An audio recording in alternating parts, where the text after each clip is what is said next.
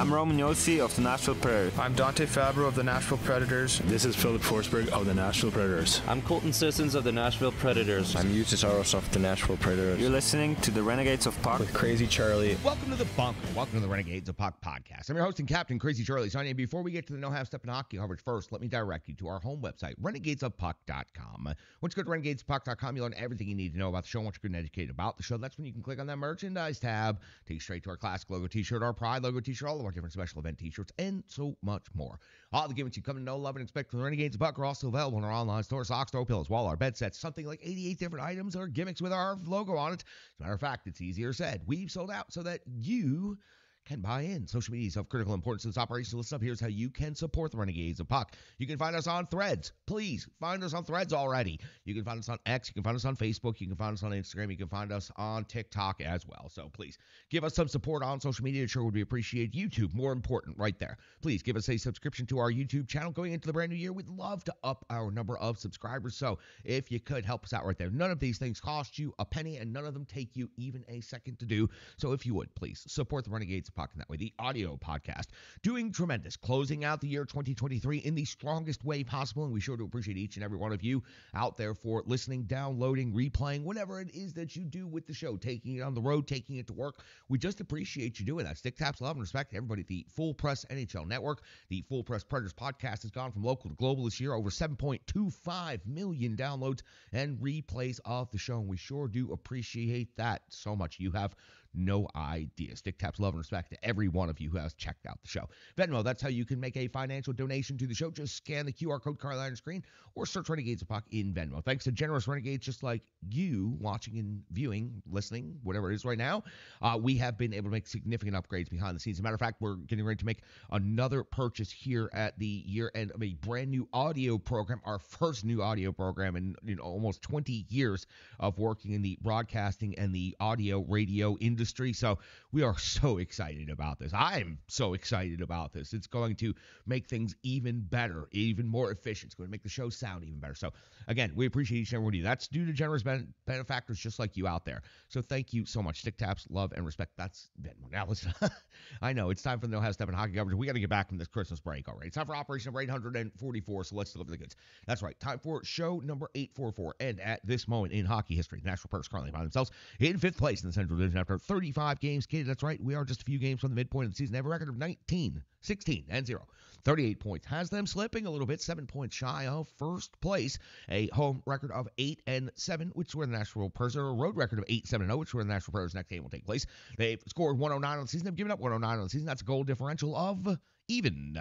So, Central Division updated standings after last night's games coming out of the Christmas break. Almost everybody was on the ice. Colorado Avalanche moved back into first place with a record of 21-11-3, picking up 45 points. Now they're 7 points ahead of the Nashville Predators, 1 point ahead of the second place Winnipeg Jets, and 1 point ahead of the third place Dallas Stars. So the three-team weave at the top of the Central continues weaving its way through the season. The Arizona Coyotes have stepped up now into fourth place with 38 points after 34 games skated. They hold the tiebreakers against the Nashville Predators. Same amount of points as the Preds, but the Preds find themselves in fifth place in the Central. The St. Louis Blues catching up quickly, only 1 point behind the Preds at 37, and then the Minnesota Wild at 36, only 2 points behind the Nashville Predators. Let's make it all really scary right now. And then there's the Chicago Blackhawks that are 15 points behind the Predators for eighth place. Listen, it is getting very tight. It's getting very compact. There's only 9 points separating first and seventh place in the Central Division. That is amazing. 5 teams currently in the Central Division hold playoff spots, and if you look at who's contending, who's in the hunt, the next 2 or 3 teams in the hunt are Central Division teams. So everybody except the Chicago Blackhawks is still very much alive and very much competitive in the Central Division for playoff spots coming up this season. Now, I mentioned the Preds' next game will take place on the road. That's going to be against the Red Wings. After the Preds take care of the Red Wings on Friday night, head off to Washington immediately for another back-to-back in the month of December, and then Tuesday, come on home, start the brand new 2024 schedule with the Chicago Blackhawks at Bridgestone Arena, Thursday, Calgary. On the 6th of January, the Preds will make their first trip to Dallas, and on the 9th, they'll be back home against the face-off against the Anaheim Ducks. Now, The Detroit Red Wings, 16-15-4, 36 points, fifth in the Atlantic Division, 9-6-3 at home, 124 on the season, 119 against on the season. That's a goal differential of +5 for a fifth-place team with only 36 points. That's pretty good goal numbers right there. However, they haven't had a lot of luck. They've had a lot of headlines, but not a lot of luck necessarily in their most recent stretch of action. Let's go back and talk about their last 5, only picking up one out of a possible 10 points in these 5 games, even with the big headlines they've made as of late, with the big signing that they made of Patrick Kane. 12-18, we go back to that date. 4-3 loss versus Anaheim on the 20th of December. It was a 5-2 loss at Winnipeg. On the 22nd of December, it was a 7-6 shootout win versus the Philadelphia Flyers. The only point that they've managed to pick up, that's 2 points, actually. That's not 1 point. That's 2 points. 2 out of 10. 12-23, 3-2 loss at New Jersey. 12-27, 6-3 loss at Minnesota. It was Reimer picking up the loss, 25 out of 31 in their most recent game. When it comes to the NHL rankings involved in this matchup, again, I mentioned the Red Wings. Very high goal total. It's a very high goals for average per game. 3.51 is 5th best in the NHL. Goals for 3.09 on the other side for the Predators is 18th best in the NHL. The goals against category, 15th in the NHL for the Nashville Predators at 3.11, while the Red Wings are giving up 3.4 per game. That's 24th in the NHL. So the margin of victory for these two teams, the Preds goals against, it's 0.02 between those two stats. For the Red Wings, from 3.4 to 3.51, it's 0.11. That is an extremely narrow margin of error for these two teams that they can have in a game. 3.40 goals per game, 3.51 goals. That's a lot right there. The shots for category, the Preds are generating 30 on net per game. That's 22nd best in the NHL. The Detroit Red Wings are 30.1. That's 20th in the NHL, 2 spots ahead of the Preds. And the shots against category, 30.8 for Nashville, 19th overall. Detroit, 32.1 given up per game, is 24th in the league. In the special teams category, it is the Red Wings with the better units of the two. So let's start on that side. 22% conversion rate on the power play is 13th best in the NHL. 31 out of 141 opportunities. The Nashville Predators are converting at 20.6%. That's 16th best in the NHL. 26 out of 126 opportunities is their raw data. On the PK, again, Detroit, the home team, a little bit better in this metric. 79.8% kill rate is 16th best in the NHL. 25 power play goals against. Nashville Predators had really ticked up in penalty kill for some time, but after the Carolina game, they really have slipped a little bit back. 75.9% kill rate, 25th overall in the NHL. 28 power play goals against. That is a very, very high number. And it's been trending high since the very beginning of the season, but the Preds seem to get it under control for a little while. But after this most recent game, things got a little wild there. Let's talk about the individual statistics for each of these teams, the top 5 scores, and the potential goaltending matchup. Why don't we start on the home team Detroit side? DeBrincat, 16 goals, leads the Red Wings. Alex DeBrincat always does good against this Nashville Predators team, so watch out for him. 18 assists added that for 34 total points, leading the Detroit Red Wings. Dylan Larkin at 12 and 17 for 29, but he is not available at this moment. Raymond, 10 and 16 for 26. Gausser, 7 and 19 assists, leads of the Red Wings in that category. 26 total points, tied for third. And then Sprong used to be with Seattle. Sprong has had for a small sample size of a career, Sprong has had a very good run against the Predators team.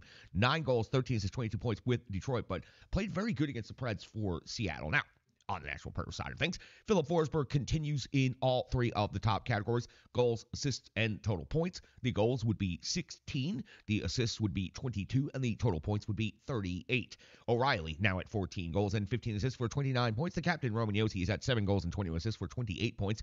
Gus Nyquist is now up to 6 goals and 17 assists for 23 points. And Colton Sissons, 11 goals and 9 assists for 20 points overall. Your anticipated goaltender matchup on Friday night, especially with UC Saros not making it through the Carolina game. 15-13-0 is Saros' record of the season. 905 save percentage, 2.94 goals against average with 1 shootout.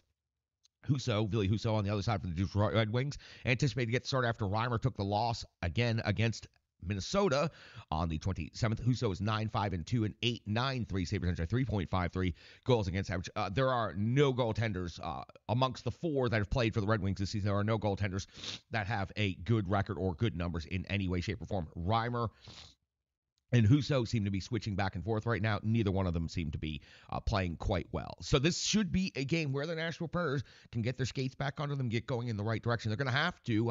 Another loss, a tough back-to-back upcoming this weekend, and the Predators could find themselves in 7th place. A very realistic thing that could happen to them. So that's going to get you all set up for the Preds and the Red Wings Friday night. We're back from Christmas break. Feels good to be back in the bunker. We got to get to the Rebirth Sports full game recap. We got to go back and talk about that first game coming out of the break against Carolina Hurricanes. I've already teased it. It didn't go well, but we got to go through it. We got to talk about it, and we got to break it down. So let's do that. Let's get to that right here on the Renegades of Puck podcast. Hockey players are as unique as the game itself, and your uniform should be tailored to fit you. Rebirth Sports is your sports apparel tailor. From shells, bags, warm-ups, hats, hoodies, branding, and more, let Rebirth Sports be your custom hockey tailor. And don't forget to tell them they do more than just hockey. Rebirth Sports on Facebook, Twitter, and Instagram. Rebirth Sport, a match made in hockey. It's now time for the Rebirth Sports full game recap. We go all the way back to December the 27th of the year 2023 when the Nashville Predators were welcoming in the Carolina Hurricanes for the second and final meeting of the regular season between these teams. Head coach Andrew Burnett deployed his lines in the following way: Forsberg, O'Reilly, and Nyquist, Sherwood, Novak, and Evangelista, Parson and Glass, and Sissons, Smith, McCarron, and Tomasino. That means it's Yakov, Trenin getting the healthy scratch in this game. McDonough and Yos here, your first defensive pairing. Luzon and Carrier, Fabro, and Shen. That means Barry is getting the healthy scratch on the defensive side of things. UC Saros gets the starting net. Kevin Lankinen actually scratched for this game. Askarov has been called up from Milwaukee and filling in as the backup. 20 seconds into the first period, Skachetkov coming in with a save on the captain, Roman Yossi, the first shot on goal of the game for either of the clubs in 57 seconds of the first period. Luzon off the box, 2 minutes forward tripping. That's our first penalty and our first special teams play of the game. It's UC Saros coming in with a save on Burns, and then Saros coming up with another save on Burns. A strong PK overall by the Nashville Predators, doing a good job ragging the puck and killing off a lot of time all the way down in the Canes zone at 3:02. First period, UC Saros coming up with a save on Drury at the 5:07 mark. It's Saros coming up with a save on Teravainen at the 5:14 mark of the first period. Aho off the box, 2 minutes forward tripping. The Preds get their first power play opportunity of the game. It's Kachetkov coming up with a save on Ryan McDonough, then coming up with another save on Parsonen. Preds unable to break through. 7:30 of the first period. Kachashkov coming up with another save on Luke Shen at 9:03 at the first glass off the box. 2 minutes for interference. Preds' second penalty of the game already happening in just 9 minutes, and Sebastian Aho makes him pay on this one.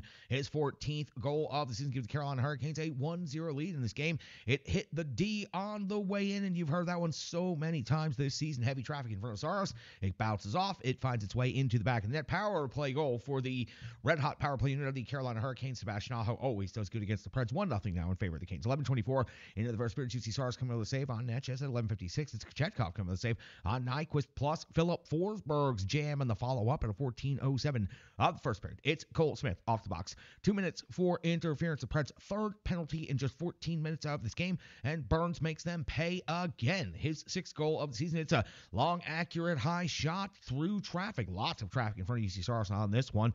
And it's going to be Carolina taking a 2-0 lead here just over 15 minutes into this game. 15:48, the first period. Kachetkov coming out with a save on Ryan McDonough. Things would kind of even out here, and the teams would skate to the conclusion of the first period with the Nashville Predators out shooting the Carolina Hurricanes 11-9. Carolina holds the 2-0 lead. We are 1:18 onto the clean sheet of the second period, and it's Nyquist breaking through for the Nashville Predators. His 6th goal of the season is a rebound put back on the backhand. Svechnikov comes in and hits Nyquist after the goal. Initially, Nyquist stayed down and left the game injured for some time, and it was called a 5-minute major on the ice, and then it was reviewed, and then the penalty was completely rescinded. The more times you look at the replay, the less it seemed like a head contact or a vicious hit, and it just kind of seemed incidental, poorly timed after the play was over, perhaps, but it was rescinded completely. Nashville Predators bench, Nashville Predators players are completely incensed. It's Nyquist, though. His 6th goal of the season does get on the board for the Nashville Predators, and it was a rebound put back, making the game 2-1 in favor of Carolina. 1:33 into the second period. UC Saros coming up with a save on Chatfield at 2:18 of the second period. Kachetkov coming up with a save on McCarron at 3:44 mark of the second period. Svechnikov, though, coming up with his 3rd goal of the season. So Svechnikov goes from just 2 minutes earlier having a 5-minute major and possibly being done for the evening to having that rescinded, and now getting on the score sheet with his 3rd goal of the season. That makes it 3-1 in favor of the Carolina Hurricanes. 4:15 of the second period. Kachetkov coming with the save on Philip Forsberg. This led to a scrum. Philip Forsberg trying to will his team back into it. Good to see a little bit of emotion, a little bit of jam, especially right here after the whistle. We don't get a lot of that with this Preds team. 4:57 of the second period. Chatfield off the box. 2 minutes for tripping. This is going to give O'Reilly an opportunity to score his 14th goal of the season. It was Colton Sissons doing the hard work at the front of the net, and he absolutely, with the jam, pokes the puck free. O'Reilly's able to pull it out from between the pads and put it into the net with ease. His 14th goal of the season is the Preds' second goal of the game. Now 3-2 in favor of the Carolina Hurricanes at 5:36 of the second period. It's Burns. He's off the box. 2 minutes for high sticking, putting the Preds back on the power play, but the Preds unable to get anything done over the course of this power play until Glass ends up picking up a penalty. 2 minutes for tripping. That took place in the offensive zone. That created a very, very short 4-on-4 before it puts the Carolina Hurricanes on the power play. UC Saros would have to come up with a save on Sebastian Aho, and then would have to come up with another save on Svechnikov at 9:56 of the second period. It's Drury's 5th goal of the season, putting Carolina up 4-2. It was a back post tip, and Fabro off of the faceoff goes down, got himself all twisted up, appeared to be injured, but was thankfully able to come back into this game shortly after this. But while Fabro was down, that left the back post wide open, and Drury, ever the opportunist, gets in there and puts the puck into the net. UC Saros having all kinds of trouble on the other side of his crease, unable to affect anything on this shot by Drury. Carolina leads 4-2. We are only halfway through this game. The second period is wild. At 11:27 of the second period, Scott Cammey going off the box. 2 minutes for tripping. Kachetkov has to come up with 3 consecutive saves on Luke Evangelista at close range. Evangelista tried to step out and jam. He tried to go through the legs and jam, and then he tried to just bull his way straight to the net and jam. Great to see Luke Evangelista working as hard as he was working on the power play. Try to get the Nashville Predators the tying goal in this game. At 13:46 of the second period, UC Saros coming up with a save on Netches at 16:15 of the second period. UC Saros coming up with a save on Burns at 17:21. Kachetkov comes with a save on Parsonen's tuck-in attempt after a great stick handle. Parsonen comes into the zone, cuts across the zone, does an incredible stick handle, gets everyone out of position, and Kachetkov, just at the very, very last possible second on the tuck-in, is able to get a skate on it and kick it free from there. Stick taps Kachetkov for an incredible save. This would have made the season-ending highlight reel for sure if Parson was able to tuck this play in. At 17:35, though, just after this play, just 14 seconds after this play, the Preds go from just missing tucking in the goal to Luke Evangelista picking up a double minor for high sticking in the neutral zone. It was reviewed and it was upheld this time. It happened over in the bench area. It was a clear high stick. The Carolina Hurricanes waste no time converting. Jarvis picks up his 12th goal of the season. It was a redirect at the side of the net. As a matter of fact, it went off Colton Sissons and then right off of Jarvis and then right into the back of the net. Carolina leads 5-2. That took place on the first of the 2 power plays. So the second power play engages now. Teravainen would hit the crossbar with Carolina leading 5-2. We would hit the end of the period. It would go back to 5-on-5 hockey just right there at the end of the period. The Predators out shooting Carolina 28-19. That's already above what the Carolina Hurricanes give up in shots against per game for the season. No matter, though, the Carolina Hurricanes have a 3-goal lead going into the third period. To start the third period, UC Saros is out of this game, and Yaroslav Skarov is into the net. Just called up this afternoon for Lankinen being out with an illness and getting an opportunity in front of the Bridgestone Arena home crowd. And I know a lot of people were very excited about that. At a point in the time in the game when there wasn't a lot excited, a lot of people were excited to see the future goaltender for the Nashville Predators. 1 minute into the third period, Kachetkov coming up with the save on Nyquist, plus the follow-up by Philip Forsberg and Philip Forsberg. Well, that would be a hell of a hockey player. Forsberg at 1:59 of the third period. Skarov comes up with a save. Hey, it's his first game back, Christmas break for me, too. Skarov comes with a save on Nason at 2:19 of the third period. Kachetkov comes with a save on Dante Fabro. Good to see Fabro back in the game after seemingly being quite injured earlier. At 5:50 of the third period, Skarov coming up with a save on Bunting plus Slavin's follow-up. Carolina all over Skarov here early in the third period. 7:29 of the third. Skarov comes with a save on Stahl. The 9:37 mark of the third period, Kachetkov coming up with a save on O'Reilly. 12:09. Skarov comes up with a save on Drury. At the 12:52 mark, we see Kachetkov coming with a save on Forsberg, and then we go into a long empty net scenario with the Nashville Predators choosing to go with the extra attacker down by 3 goals. The Carolina Hurricanes, who had been able to achieve 5 goals seemingly with ease in this game, now completely unable to hit the empty net here towards the end of the game for numerous attempts, numerous minutes it went on before finally 16:51 Kochetkov comes with a save on Parson, and it was, to be honest with you, the last honestly good shot of the game. Skarloff would come back in and finish the final 90 seconds. He'd make one more save. The Carolina Hurricanes win this game 5-2. The Nashville Predators outshoot Carolina 37-25, and you can say it's rust, you can say it's whatever. The Predators should have been rested, not rusted, coming off of Christmas break. It was only 3 days, but this was a situation where the Predators truly did themselves in against a much better team than they are. They maybe have been even in the standings in points coming into this game, but the Carolina Hurricanes have just absolutely unleashed fury on the Predators in this one. When you take 3 minor penalties in the first 14 minutes of the game, you're flirting with disaster, and the Preds definitely suffered that disaster tonight. So the Nashville Predators fall on home ice coming out of the Christmas break. Not particularly good performance. Good to see some of the young players out there working hard, and good to see Nyquist, good to see Fabro coming back in at the end, and good to see Askarov getting an opportunity in front of the home crowd. That's going to do it for the Rebirth Sports full game recap. We've got box score, we've got analysis, and so much more coming up right here on the Renegades of Puck podcast. Hello, hello, hello. I'm Tracy, owner-operator of Strong Style Fitness. And that's me and my training assistant, Rizzo. And we are here to bring you fitness that meets you where you are by offering circuit classes, bar-inspired classes, Tabata workouts, boot camps, guided stretching, and more, all taught by a certified personal trainer, me. To learn more, go to our website, strongstylefit.com. Subscribe on YouTube at Strong Style Fitness. Follow on social media at Strong Style Fit. But most importantly, let's get you moving. It doesn't matter if it's your first workout or you've been doing it for years. Strong Style Fitness has the workout that meets you on your journey and helps you along the path to a happier, healthier life. I understand where you've been, what you were going through, and where you were going, and I want to take you there. We'll see you on the mat. Mwah.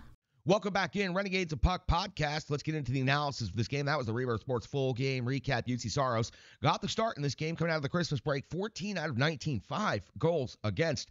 Bad luck, certainly. You can say that. Pucks going off of defenders' legs. Pucks going off of offensive players' legs. And all seeming to find their way into net. Defenseman getting hurt just off to the side of the net and allowing a player to just be wide open. Bad luck, certainly, in the 5 goals against. There was bad luck all over the place. But it wasn't just bad luck. It was bad everything. UC Saros did not look particularly sharp in this game. The Nashville Predators in front of him did not look particularly sharp. And I got to tell you, when Saros' game goes south, it really goes south. This is not the first time this season he's been pulled. It's certainly not the first time of this season that he's looked pretty shaky out there on the rink. Again, it is bad luck in the circumstances that happened. UC Saros was up against it.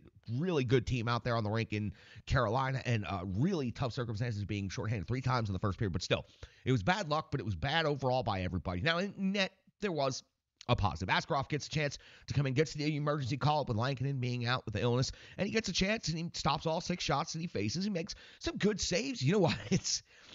He's different. He hasn't reached a stage in his career where he's calm in his movements yet. His movements and his edge work and his tracking, all of it is truly top-notch skill sets, but he has not reached that calmness of the NHL level. So when he was in last night, even making the 6 saves that he did, it brings a certain level of wild excitement to it. And it's very interesting. For the home crowd, it's great. It's great that they got to cheer on a future prospect, a potential future franchise goaltender, and he made some good saves. And if Lankinen is down for more than one more day, then that means you would assume Askarov is going to get the start versus Detroit on Friday. With Lankinen being out, I'm not 100% sure Burnett's going to continue on with the way he has gone, but we know that in the first 3 back-to-backs this season, UC Saros has gotten the second start of these back-to-backs. So if things hold the way they are, Askarov should be playing in Detroit, and UC Saros should be starting against Washington on Saturday night. So that takes care of the goaltending situation. O'Reilly, 1 goal, 1 assist, 2 points, 5 shots on goal, 20-54 in total time on ice. And you know what? Did he look like he had some renewed energy after a couple of days off? I knew going into the break that O'Reilly O'Reilly amongst some of the other players and veterans especially. The legs, incredibly busy month of December. The legs had to be exhausted going into the Christmas break. So O'Reilly comes out of the Christmas break, looks like shot out of a cannon, picks up a goal on the power play, picks up another assist, 2 points, again, 5 shots on goal, and had tons of energy out there. He was bringing the jam like we expect Ryan O'Reilly to bring, and I expect that's going to continue. Good to see Nyquist back on the scorer's sheet. He picks up a goal in this game, also 4 shots on goal. The tough part of this was blindsided by Svechnikov, originally called a 5-minute major, then rescinded completely. I feel like there was a middle ground that perhaps could have been reached there. It was after the play was over. Was it calculating? Was it dirty? Was it malicious? I think you could take most of that out of it. There might have been a very small percentage of those things. And it wasn't a hit to the head, but it was after the play was over. It was after the goal was scored, and it was while Nyquist was starting to celebrate. So should have probably been a penalty. Good to see Nyquist come back in the game, and good to see that he was okay at the end of this game. Same thing for Dante Fabro. Dante Fabro looked like the way he went down was holding his leg, and the way he left the ice, it looked like Dante Fabro was headed for, possibly season-ending surgery. But no, he was okay. It must have just been a really, really shocking and jarring moment. Nyquist comes back in this game, and it looked like he was just fine at the end of the game. Good to see him back on the score sheet. That backhand rebound jam was pretty incredible. Colton Sissons picks up an assist. He brings the jam. He's the reason that the Predators scored that power play goal. The reason O'Reilly was able to get that goal. Sissons, hard work at the front of the net. And we've seen this many times now in the season. Colton Sissons is just bringing the jam out there, especially on the power play. And Colton Sissons pokes the puck just loose enough from Kachetkov that O'Reilly is able to pull it out of the pads and tuck it into the net. So great job by Colton Sissons going to the front. And then I wanted to find a couple of good things to talk about. Listen, O'Reilly, Askarov, Nyquist, these are things to talk about. These are good positives for the Predators coming out of the Christmas break. But the absolute negative, and this has to stop immediately.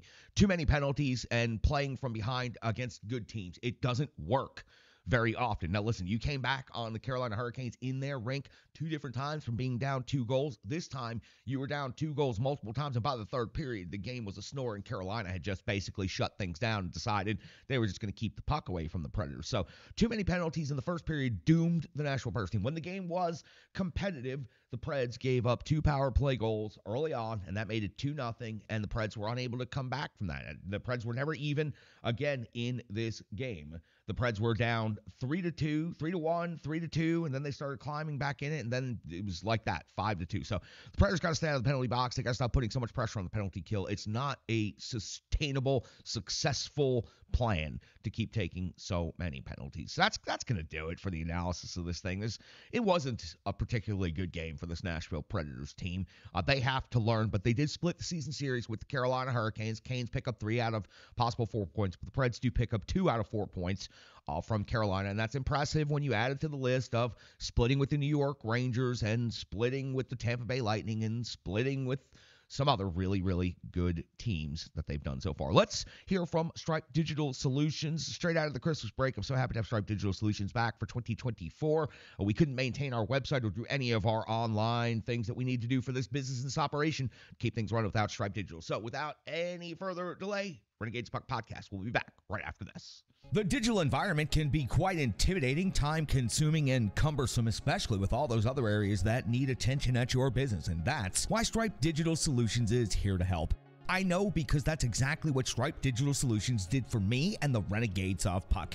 From designing my home website and helping me create my merchandise to special event posters, brand building, and social media management. But it's not just that, it's so much more. Stripe Digital Solutions has helped me every step of the way. From startup to full-time operation, Stripe Digital Solutions has been there to assist and advise every single step of the journey. In today's fast-paced world, the path to success is having a strong digital partner, and nobody is better in the trenches than Brandy and Stripe Digital Solutions. Get the solution before it's even a problem with Stripe Digital Solutions. Welcome back in. Renegades of Puck Podcast. Time for the good, cold, hard numbers known as the box score for the Nashville Predators. Your goal scorers, Nyquist and O'Reilly. O'Reilly's was on the power play.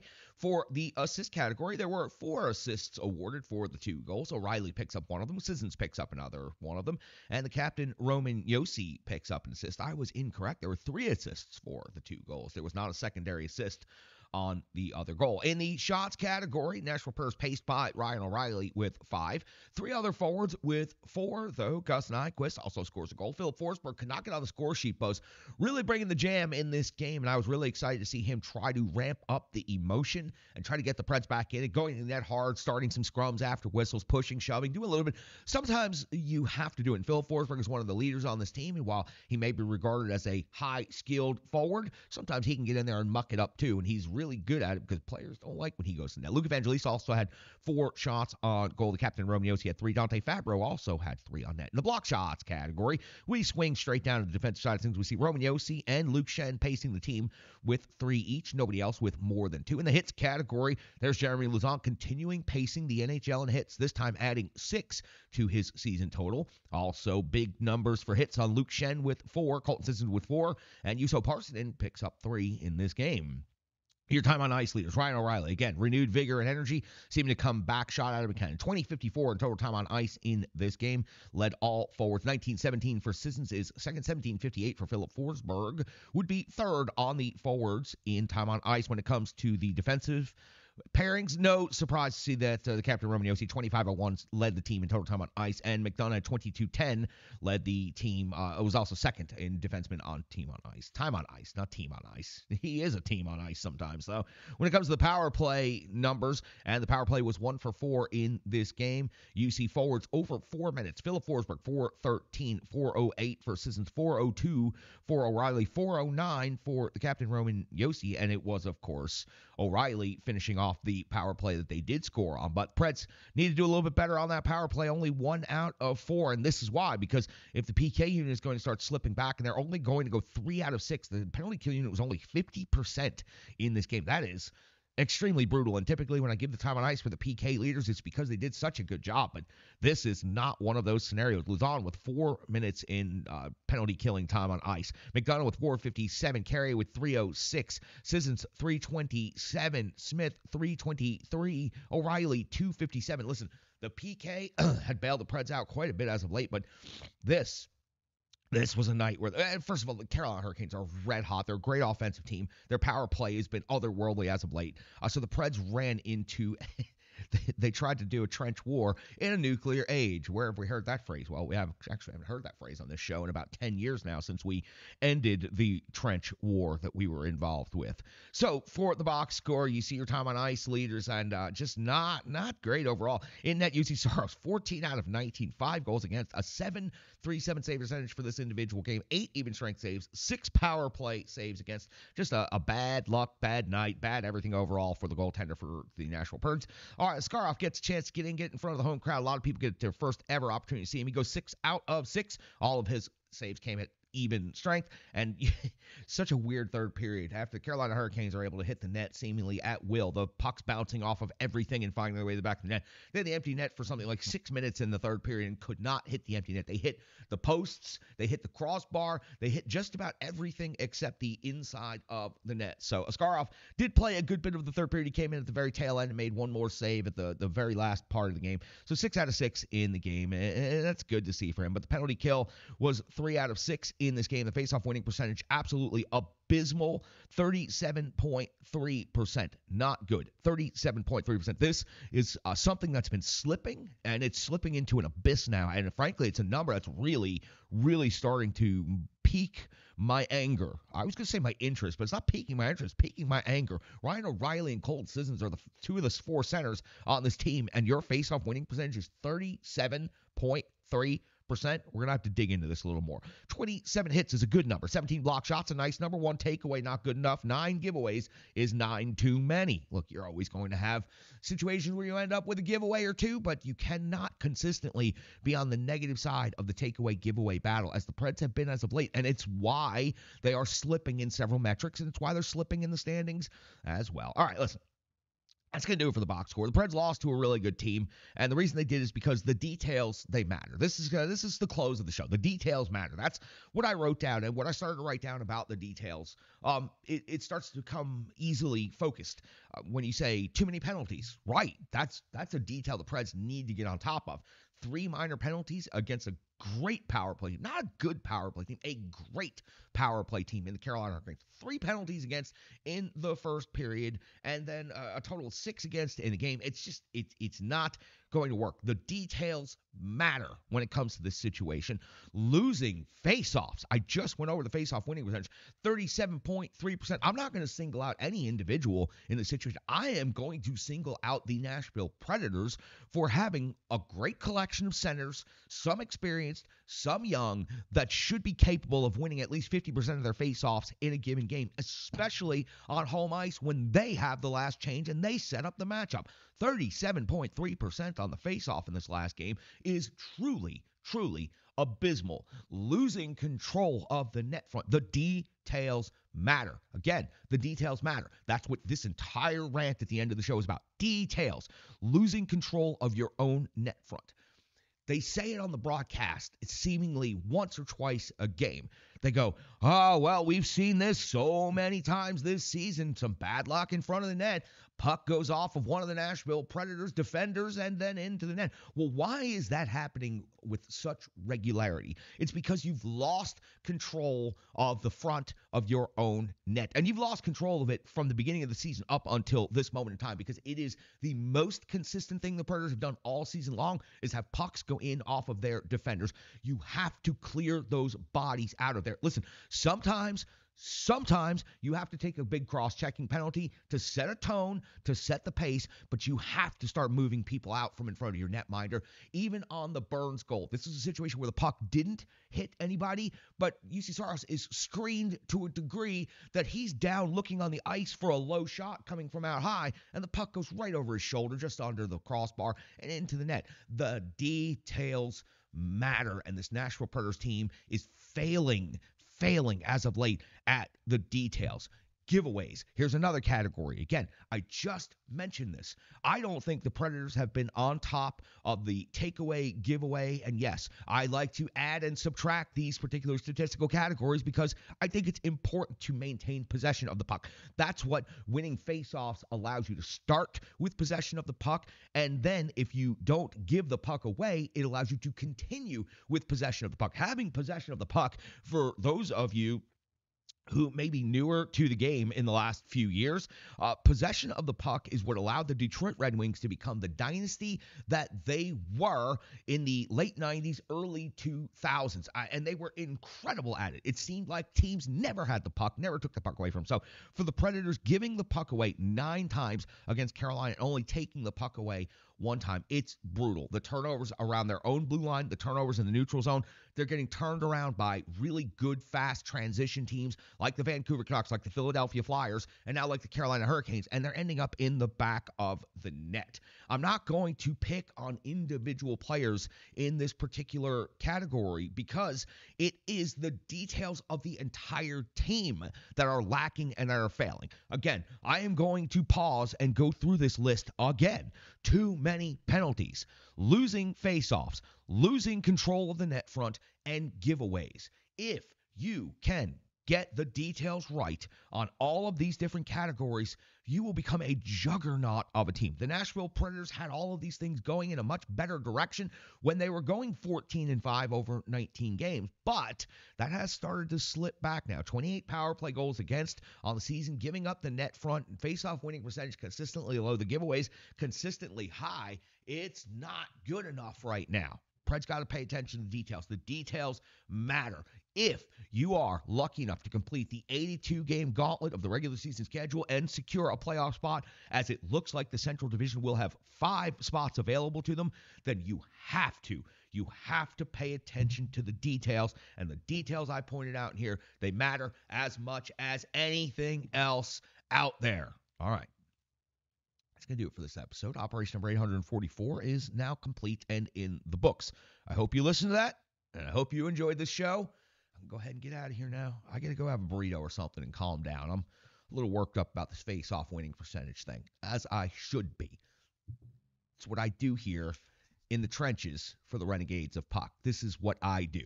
That's going to do it for this show. 844 is in the books. We'll be back on Friday night We will have 2 shows over the weekend for sure. 8:45, 8:46 will happen over the weekend. And it'll be time for the new year. So it's time to take down the tree. It's time to take down the Christmas lights. It's time to really get back into the grind of the new year of 2024 that's coming up soon. I'm your host, Captain Crazy Charlie Saunier. This has been the Renegades of Puck podcast. We sure do appreciate each and every one of you watching and listening out there. And we sure do appreciate the full Press Predators podcast as we're closing out the year in the strongest way possible. Stick taps, love, and respect. I'm your host and Captain Crazy Charlie Saunier.